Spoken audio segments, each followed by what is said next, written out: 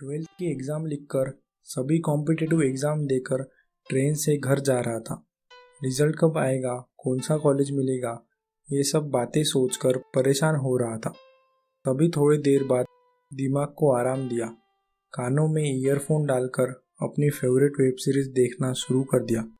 सामने वाली सीट खाली ही थी, इसलिए वहाँ पर मेरा सारा सामान पड़ा था और मैं आराम से मेरे सीट पर लेटा हुआ था। तभी किसी ने मेरे कानों में से ईयरफोन निकाल दिए। मैं मुड़कर देखा तो एक लड़की खड़ी थी। क्या आप अपना सामान मेरे सीट पर से हटाओगे? शायद कुछ ऐसा ही कह रही थी। 2 पल के लिए मैं पूरा खो गया था। क्या कहूँ, कुछ समझ ही नहीं आ रहा था। इसलिए झट से मैंने अपना सारा सामान वहाँ से हटा दिया और फिर से मेरी वेब सीरीज़ देखना चालू कर दिया। पर अब मेरा ध्यान लग ही नहीं रहा था।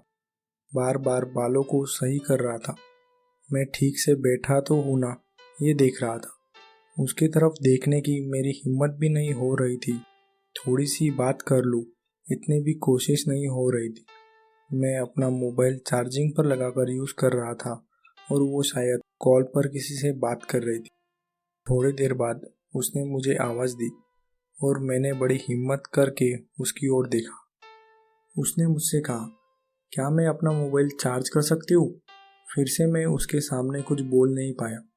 चार्ज से निकालते वक्त मोबाइल नीचे गिरा दिया।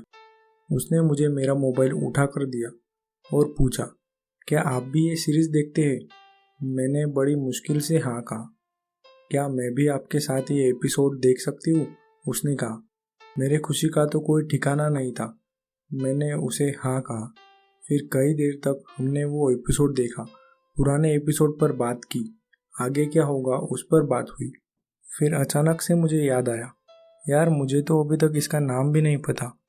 मैं उसे पूछने ही वाला था, तभी चार्जिंग पर रखे उसके फ़ोन की रिंग बज गई। मैं उसके कॉल ख़त्म होने का इंतज़ार कर रहा था, पर ना जाने कब मेरी आँख लग गई। जब थोड़ी देर बाद मेरी आँख खुली तो वो वहाँ नहीं थी।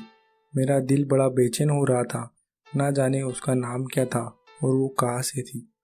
मैं उसका नाम भी नहीं जान पाया। वो लड़की अनजान ही रही।